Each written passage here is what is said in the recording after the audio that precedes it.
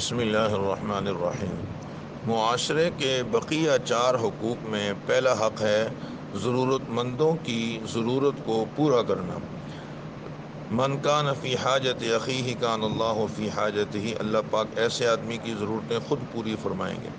دوسروں کے عیب چھپائیں، من ستر مسلما سترہ اللہ یوم القیامہ۔ اور دوسرا آدمی اگر بھوکا ہے پیاسا ہے اس کو کھانے کھلائیں، پانی پلائیں۔ آپ نے فرمایا جو بھوکوں کو کھانا کھلائے گا میں اسے جنت کے میوے کھلاؤں گا، اور جو پیاسوں کو پانی پلائے گا تو میں اپنے ہاتھوں سے حوض کوثر سے اس کو پانی پلاؤں گا۔ اللہ رب العزت کے ہاں آپس کے حقوق کی اہمیت اس قدر ہے کہ بھوکوں، بیماروں اور پیاسوں کی ترجمانی اللہ پاک نے خود فرمائی ہے کہ میرے بندے مجھے بھوک لگ گئی تھی، مجھے پیاس لگ گئی تھی، تو نے مجھے پانی کیوں نہیں پلایا؟ سبحان اللہ، تو نے مجھے کھانا کیوں نہیں کھلایا؟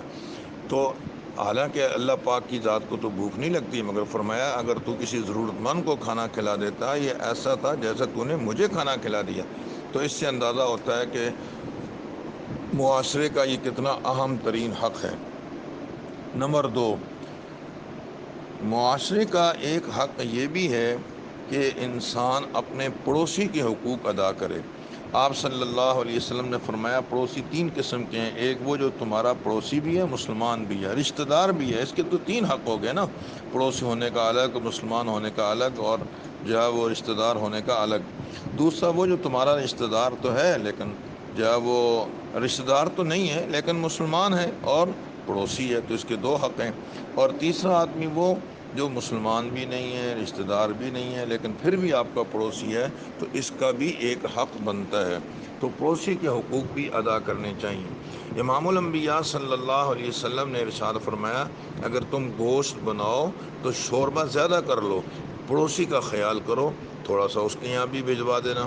آپ نے ارشاد فرمایا کہ کھانے کے لیے پھل لے کر آؤ تو اس میں اپنے پڑوسی کو بھی بھجواؤ، اگر نہیں بھجوا سکتے تو اپنے بچوں کو پھل دے کر باہر مت بھیجو، کہ پڑوسی کے بچے دیکھیں گے تو وہ بھی اپنے باپ سے ویسا پھل کھانے کی ضد کریں گے، اور غریب آدمی ظاہر ہے کہ اس کی استطاعت نہیں رکھتا تو بچوں کو مایوسی ہوگی، ایسا مت کرو۔ بلکہ فرمایا کہ چھلکے بھی کھا کے باہر مت پھینکو، پڑوسی کے بچے دیکھیں گے تو اس سے انہیں تکلیف ہوگی، اپنے ماں باپ کو تنگ کریں گے۔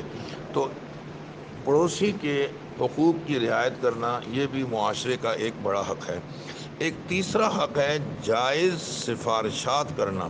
ہمارے نبی پاک صلی اللہ علیہ وسلم نے فرمایا مشکل وقت میں لوگوں کے کام آؤ، یہ معاشرے کا حق ہے۔ تو اب اصل کیا ہے کہ آدمی دوسرے کی مصیبت کو خود دور کرے، لیکن اگر یہ نہیں کر سکتا تو اس کا دوسرا درجہ پھر یہ ہے کہ کسی ایسے شخص سے سفارش کر دے جو یہ کام کر سکے۔ اللہ تعالیٰ نے فرمایا من یشفع شفاعتا حسنتا یکن لہ نصیب منہا ومن یشفع شفاعتا سیئتا یکن لہ کفل منہا۔ اچھی سفارش کرو گے تو تمہیں اس کا حصہ ملے گا، بری سفارش کرو گے تو پھر بوجھ بھی تم پہ ہوگا۔ تو اچھی سفارش کا مطلب یہ ہے کہ آدمی ضرورت مند ہو، اس کی حاجت جائز ہو تو سفارش کرنی چاہیے، ناجائز کام میں سفارش نہ کی جائے۔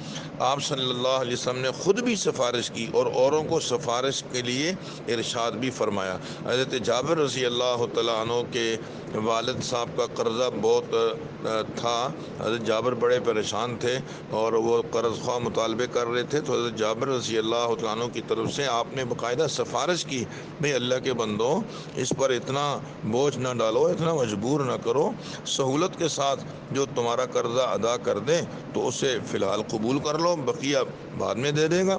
تو خیر یہ لمبا واقعہ ہے کہ بعد میں قرض خواہ نہیں مانے تو آپ صلی اللہ علیہ وسلم نے جب وہ سارا قرضہ اپنے مبارک ہاتھوں سے ادا کیا، کھجوروں کے ڈھیروں پر بیٹھ کر، ایک ہی ڈھیر پر بیٹھے اور سارا قرضہ ادا ہو گیا، کھجوریں جو تھیں ساری کی ساری بچ گئیں، مگر یہاں دیکھیں آپ نے باقاعدہ سفارش فرمائی۔ حضرت مغیث اور بریرہ کا واقعہ بڑا مشہور ہے، تو حضرت بریرہ سے آپ نے حضرت مغیث کی سفارش فرمائی، تو یہ سفارش کرنا جو ہے وہ صحیح ہے، معاشرے کا ایک حق ہے۔ ایسے ہی ایک آخری حق جو مجھے آج عرض کرنا ہے وہ یہ کہ کوئی بندہ اگر آپس میں جھگڑا اس نے کیا ہوا ہو، لڑے ہوئے ہوں لوگ، ان کی آپس میں صلح کرواؤ۔ انما المؤمنون انما المؤمنون اخوۃ فاصلحوا بین اخویکم، اپنے بھائیوں میں صلح کرو۔ دیکھو ہمارے نبی پاک صلی اللہ علیہ وسلم نے کیسے جب بیت اللہ تعمیر ہوا، حجر اسود رکھنے کا وقت آیا اور مسائل اور اختلافات پیدا ہو گئے، تو آپ نے خوبصورت طریقہ اختیار کر کے اور مصالحت کروا دی اور اختلاف ختم ہو گیا۔ چادر بچھائی اور حجر اسود کو بیچ میں رکھا، جتنے قبائل اٹھانے چاہتے تھے سب کو کہا کہ اس میں شریک ہو جاؤ، سب نے اٹھا کر حجر اسود بیت اللہ کے قریب تک پہنچا دیا، حضور نے اٹھا کر بیت اللہ کے اندر اس پتھر کو نصب کر دیا دیوار میں، تو یہ جھگڑا ختم ہو گیا۔ تو فاصلحوا بین اخویکم والصلح خیر، صلح کرنی جو ہے یہ سب سے بہترین کام ہے۔ امام الانبیاء صلی اللہ علیہ وسلم کے اس ارشاد پر میں اپنی بات ختم کر رہا ہوں۔ آپ نے بہت خوبصورت اصول بیان فرمایا کہ قیامت کے دن ہر آدمی کی چاہت یہ ہوگی کہ اللہ پاک میرے ساتھ خاص معاملہ فرمائیں۔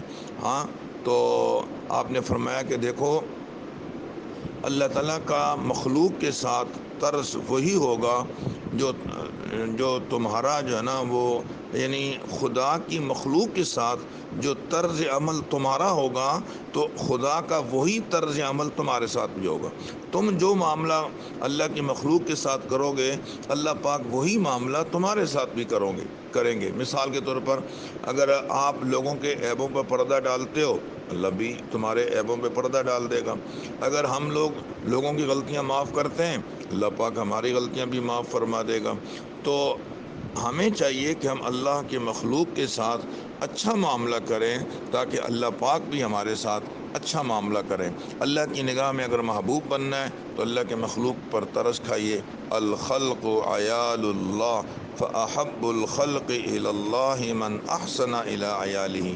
اللہ تعالی ہم سب کو عمل کی توفیق عطا فرمائے۔ وآخر دعوانا الحمد للہ رب العالمین۔